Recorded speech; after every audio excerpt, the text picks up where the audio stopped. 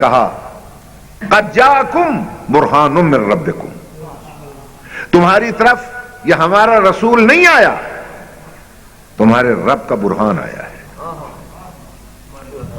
برہان کہتے ہیں دلیل کو۔ اللہ کہتا ہے میں دعویٰ ہوں، دعویٰ سمجھ میں نہیں آ سکتا، دعویٰ سمجھ میں آتا ہے دلیل سے۔ اللہ کہتا ہے میں دعویٰ ہوں، میرے دعوے کی دلیل ہے یہ محمد و آل محمد۔ توجہ، دعوے کی دلیل ہے محمد و آل محمد۔ اور یاد رکھیے گا، یہ زمین، آسمان، یہ عرش، یہ فرش، یہ لوح، یہ قلم سب انہی کے صدقے میں تو بنا ہے۔ اب مجھے ذرا سوچ کے بتائیے گا، سورج ہے یا نہیں، چاند ہے یا نہیں، ستارے ہیں یا نہیں، زمین، آسمان، عرش، فرش ہیں؟ یہ کیسے ہو سکتا ہے کہ سورج تو زندہ اور موجود ہو اور جس کے صدقے میں اسے نور ملا ہو وہ مر جائے؟ زمین و آسمان زندہ ہوں، جن کے صدقے میں بنے وہ مردہ ہوں؟ توجہ کیجئے گا، یہ کیسے ہو سکتا ہے پانی زندہ ہو اور جن کے صدقے میں پانی پانی بنا ہو وہ مردہ ہو؟ میرا چیلنج ہے، اگر یہ ساری کائنات مر جائے پھر بھی انہیں موت نہیں آ سکتی۔ موت کیوں نہیں آ سکتی؟ اللہ کہہ رہا ہے قد جاءکم برہان من ربکم، تمہارے رب کی دلیل بن کے آئے ہیں۔ اور جائیے وہ کلا سے پوچھئے جو فلسفہ قانون پڑھاتے ہیں، قانون کا فلسفہ یہ بتلاتا ہے کہ وہ دعویٰ ہے اور یہ اس دعوے کی دلیل ہے، اور قانون یہ ہے کہ دعویٰ زندہ رہتا ہے تو دلیل پر، اگر دلیل مر جائے تو دعویٰ بھی مر جایا کرتا۔ محمد و آل محمد کو اگر کوئی مردہ سمجھے گا تو اللہ کو بھی مردہ قرار دینا پڑے گا۔ سمجھ میں آ گئی بات آپ کو؟ یہ کیسے ممکن ہے کہ سورج زندہ ہو، پلٹا دینے والا مردہ ہو، چاند زندہ ہو، دو ٹکڑے کر کے دکھانے والا مردہ ہو، ستارے زندہ ہو اور کمی بنا کر در پہ بلا لانے والا مردہ ہو، تراب زندہ ہو، ابو تراب مردہ ہو، عالمین زندہ ہو اور رحمت للعالمین مردہ ہو؟ گھبرا گئے ہو تو بتا دو۔ اسی لیے ارشاد فرمایا کہ ہر شے کو فنا ہے مگر وجہ رب کو فنا نہیں ہے۔ وجہ رب کو فنا نہیں ہے۔ اب وہ وجہ رب کون ہے، کہاں ہے، ڈھونڈو۔ میری بات پہ غور کیجئے گا، یہ جو میرے مولا علی نے فرمایا تھا نا، من یمت یرنی، جو مرے گا، جب مرے گا، جہاں مرے گا، علی کو دیکھے گا۔ میں ہر مرنے والے کے سراہنے پہنچوں گا، توجہ چاہتا ہوں۔ یہاں بعض مولوی صاحبان کہتے ہیں ایک ہستی، ایک فرد واحد ہر جگہ کیسے پہنچ جائے گا، یہ عقل کے خلاف ہے۔ ہم نے فلسفے کی دلیلیں دی، سائنس کی دلیلیں دی، کہا نہیں قرآن کی دلیل ہے۔ اب میں قرآن کی ایک آیت پڑھتا ہوں، ترجمہ کرتا ہوں، ترجمے میں اگر کہیں رد و بدل ہو تو مجھے ممبر پر آنے کا حق نہیں۔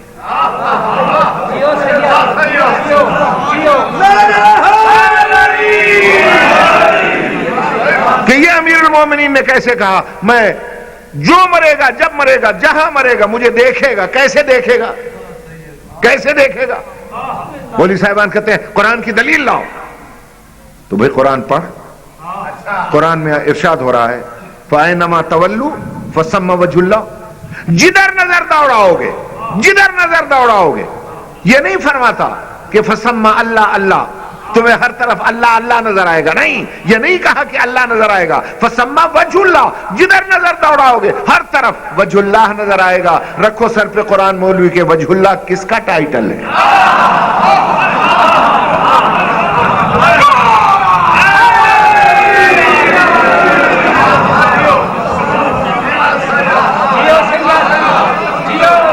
میری بات پہ غور ہے یا نہیں؟ یہ سوچنا ہی ہے بس ہے کہاں کہاں ہے علی، جہاں جہاں ہے حقیقت وہاں وہاں ہے۔ توجہ ہے یا نہیں ہے؟ یہ تو مسلمات میں سے ہے کہ قرآن مجید کے بارے میں ارشاد ہوتا ہے بالحق انزلناہ و بالحق نزل. قرآن کو حق نے اتارا، قرآن حق ہے اسے اتارا، حق کے ساتھ اتارا. قرآن حق،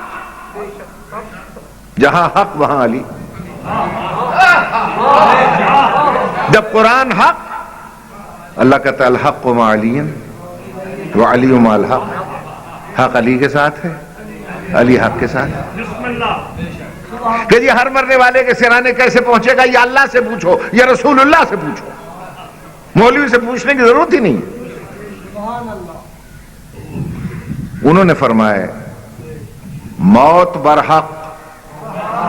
یہ تو انکار کرو، انکار کرو. موت برحق نہیں ہے، حق ہے. تو جب موت حق، الحق مع علی وعلی مع الحق. جہاں حق ہے وہیں علی ہے، جہاں حق ہے سوائے ضیاء الحق کے. نہیں سمجھ میں آ رہی ہے بات عزیزو؟ جہاں حق ہے وہیں علی ہے. سوال منکر و نکیر در قبر حق، الحق مع علی وعلی مع الحق. کوثر و سلسبیل و تسنیم برحق، الحق مع علی وعلی مع الحق. میں کہتا ہوں نماز حق، توجہ، نماز حق، الحق مع علی وعلی مع الحق.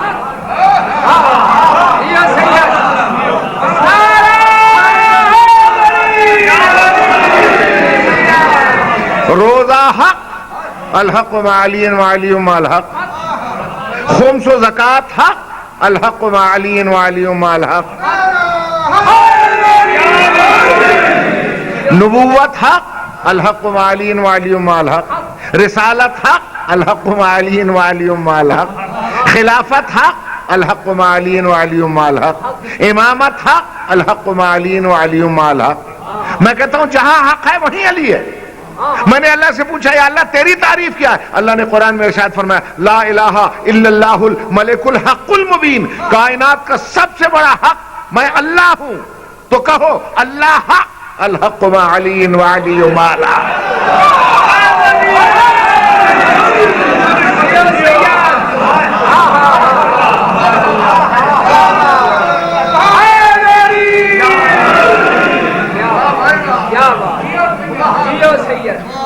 توجہ ہے میرے محترم سامعین؟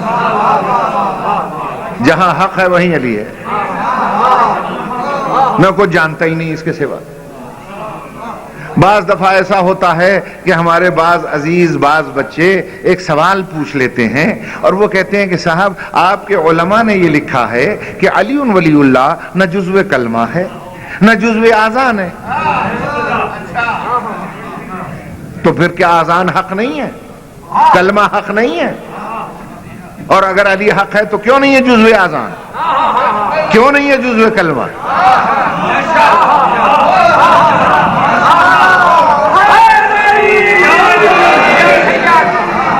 میں مجھ سے پوچھا تو اس لیے میں نے ادھر رخ موڑ دیا.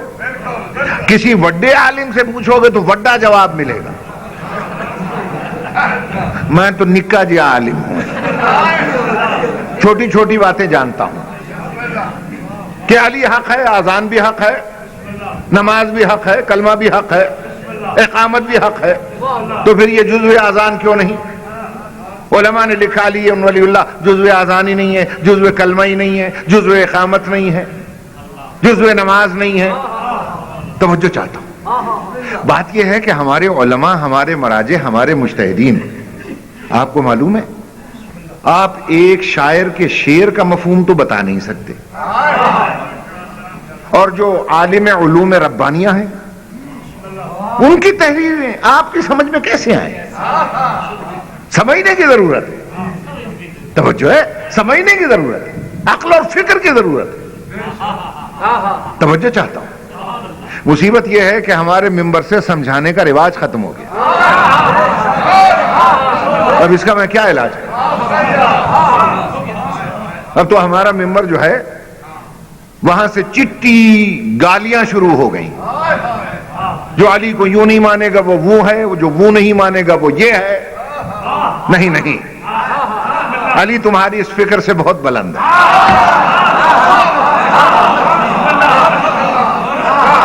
علی تمہاری اس فکر سے بہت بلند ہے. ذرا عقل اور فکر سے کام لینے کی ضرورت ہے. ہمارے علماء نے لکھا ہے، مراجع نے لکھا ہے کہ جزو اذان نہیں ہے، جزو کلمہ نہیں ہے، لیکن اس کا مفہوم سمجھو.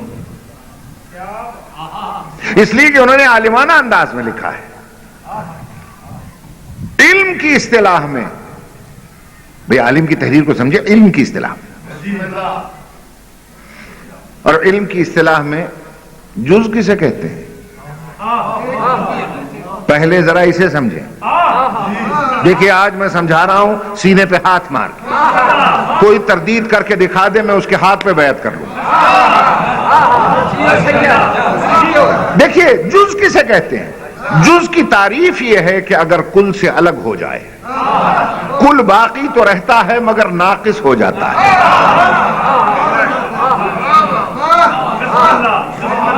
چودھری محمود صاحب، چودھری یعقوب صاحب، یہ جتنے سردار صاحبان بیٹھے ہیں غور سے سنیں گے.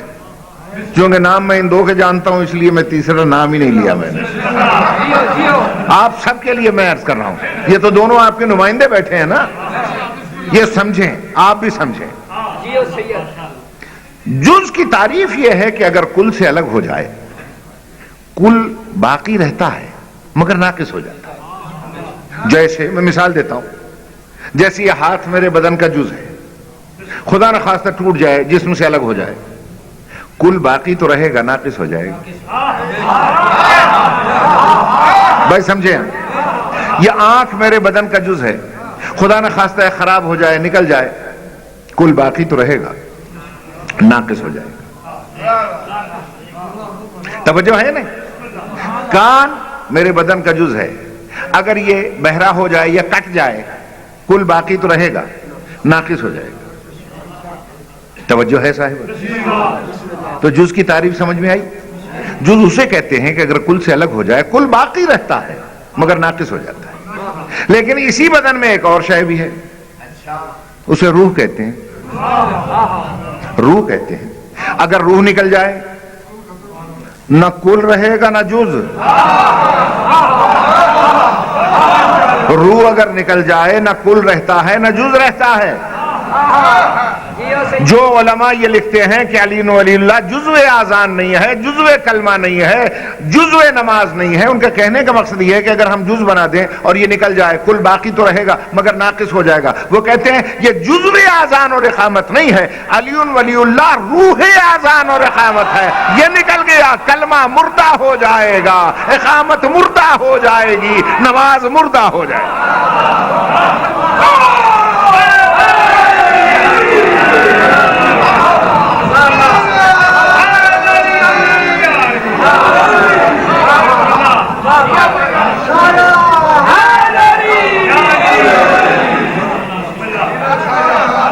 توجہ ہے میرے محترم سامعین؟ یاد رکھیے گا، حب علی مخ العبادہ. پھر فرمایا حب علی روح العبادہ. علی کی محبت ایمان کی روح ہے، علی کی محبت عبادت کی روح ہے. روح نہ نکلنے دو. توجہ ہے یا نہیں ہے؟ بالکل ایسا ہی ہے جیسے اس لاؤڈ سپیکر کی روح ہے کرنٹ. اگر یہ کرنٹ نکل جائے کام کرے گا؟ کیوں؟ روح نکل گئی. کیا کام کرے گا؟ چودھری محمود صاحب نے مجھ سے کہا جناب آپ سے بڑا پیار ہے مجھے. میں کہا بڑی مہربانی. میں نے کہا ثبوت کیا ہے؟ کہ میں ایک بکرا لایا ہوں آپ کے لیے، پلا پلایا پہاڑی. واہ واہ، آج میں اس کی سجی بنا کے کھلاؤں گا. میں بڑا خوش ہوا. میں نے کہا کتنا گوشت ہوگا؟ کہنے کہ لگ بھگ کوئی 40 کلو کا ہے وہ. میں ملا آدمی تھا اور خوش ہو گیا. لیکن وہ کہنے لگے کہ ہے بڑا تگڑا، بڑا طاقتور ہے، مگر ایک خرابی ہے، اس میں روح نہیں ہے. اس میں روح نہیں ہے. اب مجھے بتلا دیجیے میں کھا لوں گا اسے؟ کوئی سنی عالم بیٹھا ہو تو وہ فتویٰ دے جب روح ہی نہیں ہے کھا جاؤں اسے. کوئی شیعہ بیٹھا ہو فتویٰ دے روح نہیں ہے حلال ہے وہ نہیں ہے. تو یاد رکھنا جیسے بغیر کرنٹ کے سپیکر کسی کام کا نہیں ہے اور بغیر روح کے بکرا حرام ہے، یاد رکھنا بغیر علی کی محبت کے عبادت حرام.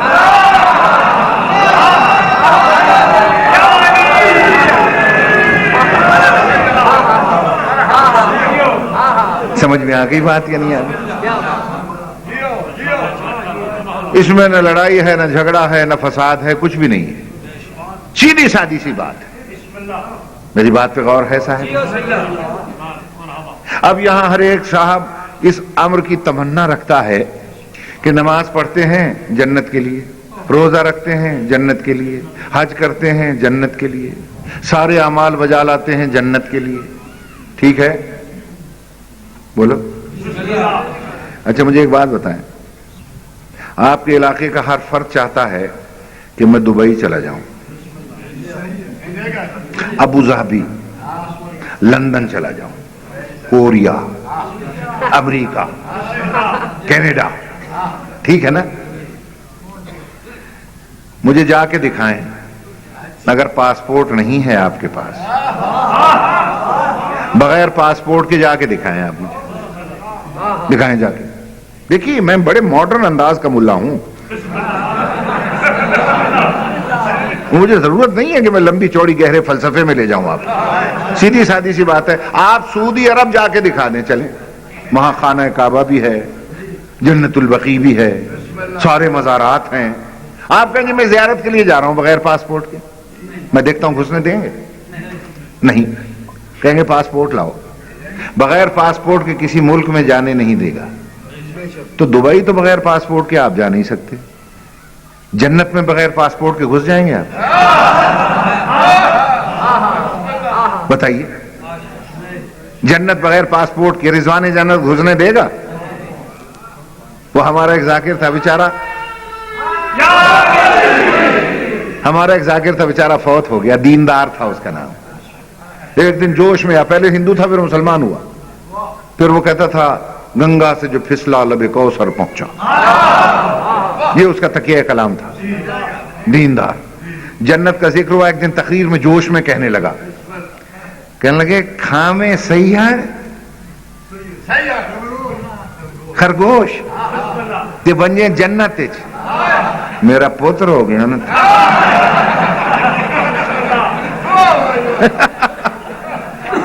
تو عجیب بات کی اس نے. وہ بیچارہ وہاں سے آیا تھا، اب اس کو تقریر کا یہی انداز تھا. میرے کہنے کا مقصد یہ ہے، پاسپورٹ کو عربی میں کیا کہتے ہیں؟ جواز. ٹھیک ہے نا؟ پاسپورٹ کے عربی کیا ہے؟ جواز. آپ کے پاسپورٹ میں لکھا رہتا ہے رقم الجواز. ٹھیک ہے نا؟ اب پورے فرامین رسول پڑھ لیں، جہاں جواز آئے سمجھ لو وہ جنت کا پاسپورٹ ہے.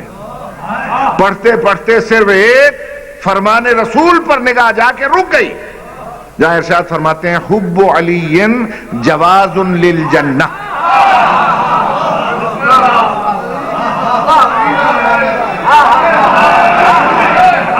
میں مجھے ترجمہ کرنے کی ضرورت ہی نہیں ہے، ماشاءاللہ اتنی معرفت ہے آپ میں کہ پیغمبر فرماتے ہیں حب علی، علی کی محبت جواز للجنہ، جنت میں جانے کا جواز ہے. اب جواز کے معنی اگر پاسپورٹ ہیں تو سیدھا ترجمہ کرو. بات بڑی پتے کی آپ نے. ویزا، پاسپورٹ بھی ہو اور ویزا نہ ہو تو چلے جائیں گے آپ؟ یہاں سے حاجی صاحبان جاتے ہیں گلے میں حمایل شریف لٹکائے ہوئے، قرآن شریف لٹکائے ہوئے، سمجھتے ہیں مقدس سرزمین پر جا رہے ہیں، اس سے بڑی کون سی کاغذی ثبوت ہوگا. جب وہ جدہ ایئرپورٹ پہ اترتے ہیں لائن میں تو وہ جو پاسپورٹ افسر ہے وہ پوچھتا ہے جواز. وہ بیچارہ یہ سمجھتا ہے کہ جواز کا مطلب ہے جس میں جائز ناجائز کے مسئلے بیان ہوں، وہ قرآن کھول کے سامنے رکھ دیتا ہے. اب وہ غصے میں آ کے کہتا ہے ایشازہ یہ کیا ہے؟ وہ کہتا ہے کتاب اللہ. حاجی کہتا کتاب اللہ. چاہے ڈر جائے گا یہ، مگر سعودی عرب والا کیسے ڈرے بھائی؟ وہ کہتا ہے کتاب اللہ. اس نے کہا کتاب اللہ کافی نہیں ہے سعودی عرب میں گھسنے کے لیے، جواز لاؤ. کیوں میرے محترم سامعین؟ جو کتاب اللہ سعودی بارڈر پہ کافی نہیں ہے وہ جنت کی سرحد پہ کیسے کافی ہو جائے گی؟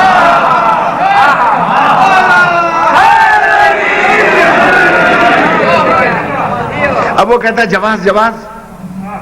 وہ بیچارہ ساتھ والے سے پوچھتا ہے کی ہوتا ہے جواز؟ میں نے کہا بابا پاسپورٹ. اچھا پاسپورٹ مانگتا ہے. اس نے ڈالا فتوئی میں ہاتھ، کھینچ کے نکالا پاسپورٹ، یہ لو. اب اس نے دیکھنا شروع کیا. پاسپورٹ افسر نے 1 ورقہ 2 ورقہ 3 ورقہ. اس نے کہا پاسپورٹ تو ہے، وین تاشیرہ، ویزا کدھر ہے؟ ویزا. اس نے کہا وہ کی ہوندا؟ اس نے سمجھایا کہ ہمارا ایک نمائندہ تمہارے ملک میں رہتا ہے، وہ ہمارا سفیر ہے، جب تک اس کے دستخط، تحریر اور مہر نہ ہو ویزا نہیں ملے گا تو سعودی عرب میں جا نہیں سکتا. تو تیری سمجھ میں بات نہیں آئی کہ سعودیہ والا تو بغیر ویزے کے گھسنے نہیں دیتا، تو جنت میں کیسے گھس جائے گا؟ علی کی محبت کا پاسپورٹ تو ہر مسلمان کے پاس ہے. سنی بھی کہتا ہے علی کو مانتا ہوں، شیعہ کہتا ہے علی کو مانتا ہوں، اہل حدیث کہتا ہے ہم بھی علی کرتے ہیں، اور جناب وہابی کہتا ہے ہم بھی علی کو مانتے ہیں. ماننے والے تو سارے ہیں. جب سارے ہی ماننے والے ہیں علی کو تو علی کی محبت کا پاسپورٹ تو سب کے پاس ہوگا. تو کیا سب جنت میں چلے جائیں گے؟ نہیں. رضوان جنت پوچھے گا ویزا کدھر ہے بھائی؟ ویزا. وہ کیا ہوتا ہے؟ وہ کی ہوندا ہے؟ وہ اس وقت کہے گا کی ہوندا ہے. تیری سمجھ میں نہیں آیا؟ جنت کا ایک نمائندہ تمہاری دنیا میں ہمیشہ رہا ہے. جب تک امام زمانہ کی تحریر دستخط کا ویزا نہیں ہوگا تو جنت میں گھس نہیں سکتا.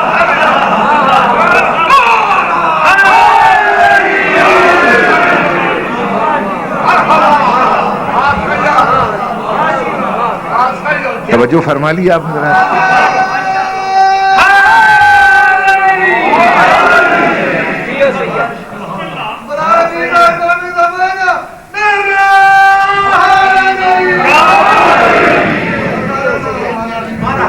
توجہ ہے میرے محترم سامعین؟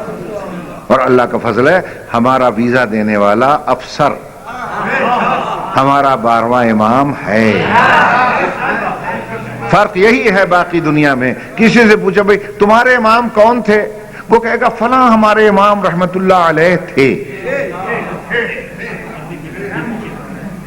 آپ بچے سے پوچھیں، بوڑھے سے پوچھیں بھی تمہارا امام، وہ کہے گا اللہ کے فضل سے ہمارا امام ہے. آج پوچھو گے تو ہے، کل پوچھو گے تو ہے. بھئی کہاں ہے؟ کہ پردہ غیبت میں. پردہ غیبت میں. غیبت سمجھ میں نہیں آتی. وہ کہتا کیسے سمجھ میں آئے؟ تو ہمارے پاس آؤ تو ہم تمہیں سمجھائیں. کون ہے وہ ہمارا امام غائب؟ صاحب الدعوت النبویہ، اس کی نبی جیسی دعوت ہے. والعصمت الفاطمیہ، فاطمہ جیسی اس کی عصمت ہے. والصولۃ الحیدریہ، حیدر جیسا حملہ ہے. والحلم الحسنیہ، حسن جیسا حلم ہے. والشجاعت الحسینیہ، حسین جیسی شجاعت ہے. والصبر السجادیہ، سید الساجدین جیسا صبر ہے. ومآثر الباقریہ وآثار الجعفریہ وعلوم الکاظمیہ، سب کی صفتیں اسی ایک کے اندر ہیں. والجود التقویہ، امام تقی کی سخاوت ہے اس میں. والنقاوت النقویہ، امام علی نقی کی نقاوت، طہارت اور لطافت ہے. والحیبۃ العسکریہ، امام عسکری کی حیبت ہے. اور جب غیبت کا ذکر آیا اب ارشاد فرمایا پیغمبر نے والغیبۃ الالہیہ، اس کی اللہ جیسی غیبت ہے. جیسے اللہ غائب ہے ویسے اس کا نمائندہ غائب ہے.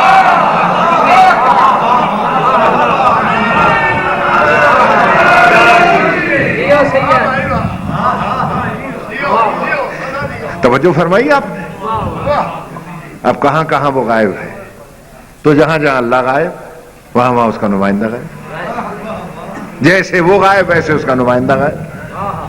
میری بات پہ غور ہے صاحب؟ بس میں نے بڑی زحمت دے لی آپ کو.